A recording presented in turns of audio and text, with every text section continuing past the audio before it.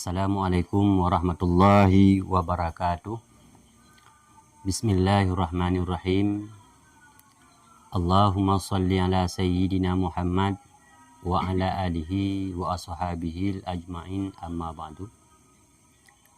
Puji dan syukur marilah sama-sama kita panjatkan kehadirat Allah Subhanahu wa taala. Salawat dan salam juga sama-sama kita sajikan ke pangkuan alam baginda Muhammad Rasulullah sallallahu alaihi wasallam. Saudaraku yang dimuliakan oleh Allah Subhanahu wa taala. Insyaallah pada kesempatan ini, pada video kali ini kita akan membahas seputaran penyakit yang dinamakan dengan demam atau penyakit demam yang terasa dingin di dalam tulang, serta penyakit yang terdapat di dalam perut.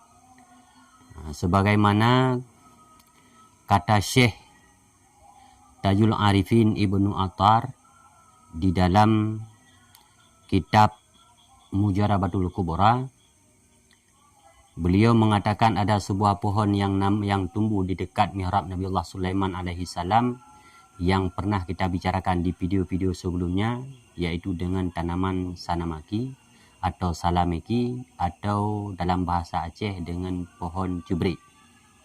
InsyaAllah pada kesempatan yang sangat mulia ini atau pada tayangan kali ini kita akan membahas seputaran penyakit demam atau terasa sejuk di dalam tulang atau segala jenis bentuk apapun penyakit yang terdapat di dalam perut kita.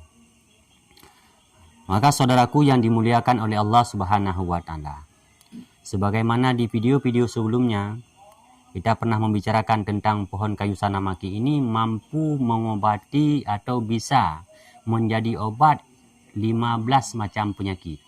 Cuma sebahagiannya sudah pernah kita bicarakan, sudah pernah kita buat tutorialnya tentang penyakit-penyakit yang lain. Cuma pada kesempatan ini kita akan membuat tutorial bagaimana cara menggunakan dedak bubuk sanamaki ini untuk menjadi obat demam atau yang disebut dengan malaria. Adapun jenis penyakit ini, badan kita terasa dingin sampai ke tulang. Dan tetapi kalau kita pegang badan, itu suhu badan kita panasnya di atas rata-rata. Ini yang dimaksud dengan dingin di dalam tulang atau dengan malaria. InsyaAllah dengan bubuk sanamaki ini dapat mengurangi atau menyembuhkan penyakit malaria.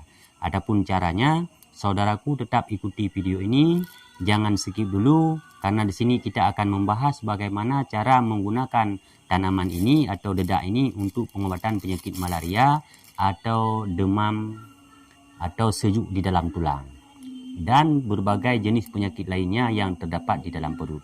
Nah, yang pertama sekali saudaraku, di sini yang pertama kita menggunakan untuk bahan pertama yaitu bubuk sanamaki.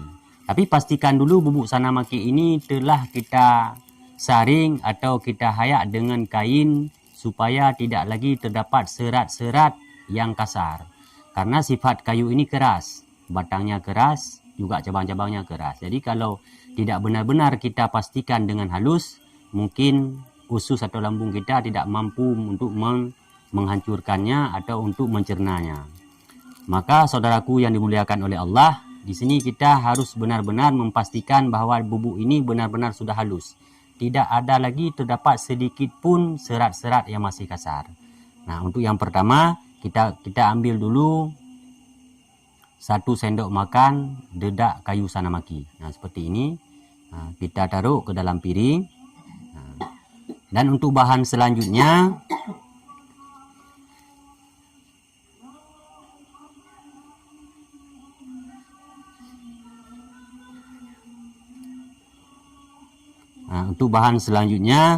kita di sini membutuhkan cuka masam, cuka asam.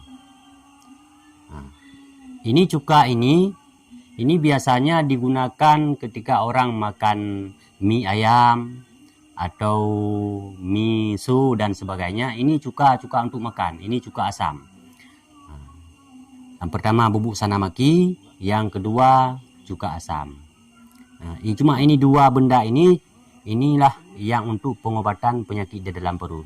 Cuman cukanya kita tuangkan dulu ke dalam gelas atau apa saja supaya mudah untuk kita membuat takarannya. Cuma tergantung cara buatnya, tergantung kepada saudara-saudaraku sekalian. Seperti apa mudahnya. Cuma yang intinya, ini kalau satu sendok makan dedak sanamaki ini, dan untuk cukanya sendiri, ini bisa kita buat takaran sehingga dedak kayu ini bisa tercampur dengan rata. Nanti bisa kita buat butirannya supaya mudah untuk kita konsumsi. Baik kita konsumsi secara minum bersamaan dengan air ataupun cara kita telan. Nah, cuma usahakan air cuka masam ini bisa meratakan dedak kayu sanamaki ini. Nah, contohnya seperti ini.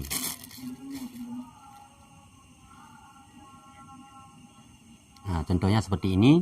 Setelah kita tuang air cuka ke dalam dedak, lalu kita aduk. Nah, kita aduk seperti ini. Cuma untuk takaran cukanya ini supaya dapat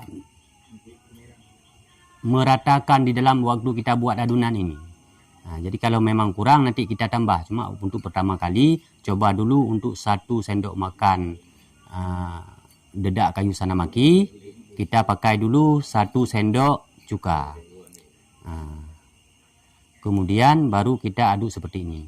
Cuma sebagaimana tutorial yang sudah saya buat di video-video sebelumnya, untuk cara mengaduknya atau untuk cara menyatukan antara dedak kayu sanamaki dengan cuka, ini terserah kepada saudara-saudaraku sekalian. Boleh pakai tangan, boleh juga pakai sendok. Cuma yang intinya di sini kita harus menjaga obat yang kita buat ini, ramuan yang kita buat ini yang pasti terhindar dari bakteri. Usahakan jangan menggunakan barang-barang yang sifatnya tidak bersih, baik itu tangan dan alat-alat yang untuk kita buat obat. Karena yang tujuannya kita di sini untuk membuat obat agar kita terhindar dari penyakit. Maka oleh karenanya pertama sekali kita pastikan tempat yang kita buat obat atau alat yang untuk membantu pembuatannya ini harus steril dari bakteri-bakteri yang lain.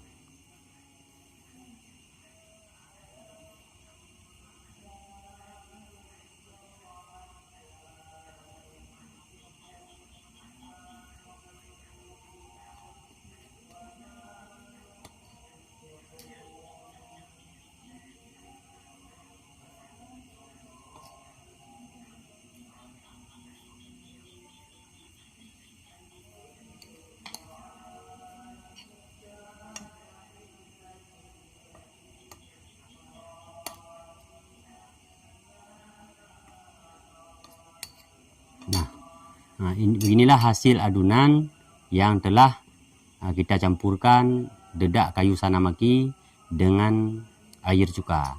Cuman untuk cara konsumsinya, ini takaran 1 sendok makan bubuk sanamaki dengan 1 sendok makan cuka asam. Nanti ini kita bagikan menjadi 12 bagian.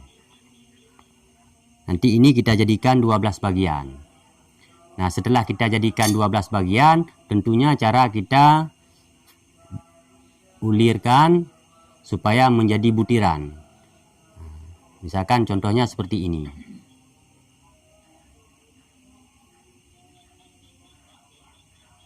Nah, contohnya seperti ini.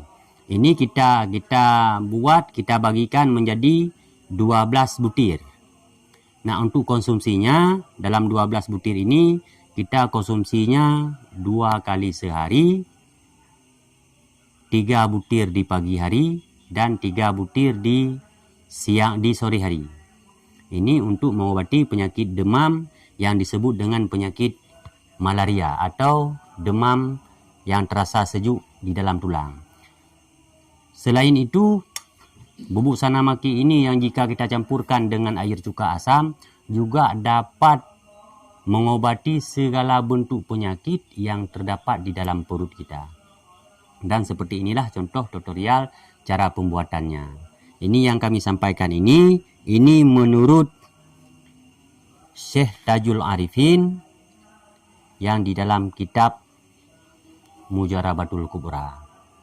Nah, saudaraku sekalian yang dimuliakan oleh Allah Subhanahu wa taala. Sebagaimana biasa di video-video yang kita buat sebelumnya, jangan sekali-kali kita berpegang kepada obat sebagai bentuk daripada yang dapat menyembuhkan kita. Tapi berpeganglah bahwa obat ini hanyalah bentuk daripada ikhtiar kita supaya Allah menyembuhkan kita. Jadi kita berikhtiar lewat bubuk sanamaki dan cuka ini agar kita sembuh, agar Allah menyembuhkan kita dari penyakit demam atau yang disebut dengan penyakit malaria. Maka sebelum itu, saudaraku yang dimuliakan oleh Allah, waktu kita pembuatan obat, kita mulai dengan Bismillahirrahmanirrahim serta dengan Alhamdulillahirrabbilalamin, karena ini adalah 2 ayat yang pertama yang Bismillahirrahmanirrahim. Ini adalah bentuk pondasinya daripada Fatihah, dan Fatihah ini sendiri adalah bentuk pondasinya kitab Al-Quran. Maka melalui Bismillah dan Fatihah atau Alhamdulillah, ini lewat surat inilah kita memohon kepada Allah Subhanahu wa taala agar kiranya Allah menyembuhkan kita dari penyakit yang kita derita. Hadirin saudaraku yang dimuliakan oleh Allah Subhanahu wa taala. Mungkin untuk video kali ini hanya ini yang dapat kami sampaikan. Lebih dan kurang kami mohon maaf. Dan kalau untuk berobat, ini tidak tertentu kepada benda yang kami kepada bubuk-bubuk yang kami buat ini cuma bentuk daripada usaha kita atau ikhtiar kita. Terkadang saudaraku, kadang kita tidak cocok dengan bubuk sanamaki. Allah juga menciptakan tanaman-tanaman yang lain yang sifatnya juga mampu menyembuhkan kita. Ini tergantung kepada diri kita sendiri, juga tergantung kepada kondisi badan kita sendiri. Cuma Allah Subhanahu wa taala menjadikan setiap tumbuh-tumbuhan yang ada di dunia ini, yang ada di bumi ini, semuanya pasti punya manfaatnya untuk kesehatan kita. Cuma saudaraku, bila kita belum menemukan obat atau penawar yang cocok untuk satu penyakit yang kita derita, kita jangan putus asa. Tetaplah berusaha serta berdoa kepada Allah. Semoga kiranya Allah menyembuhkan kita dari berbagai penyakit yang kita derita. Hanya sekian. Wassalamualaikum warahmatullahi wabarakatuh.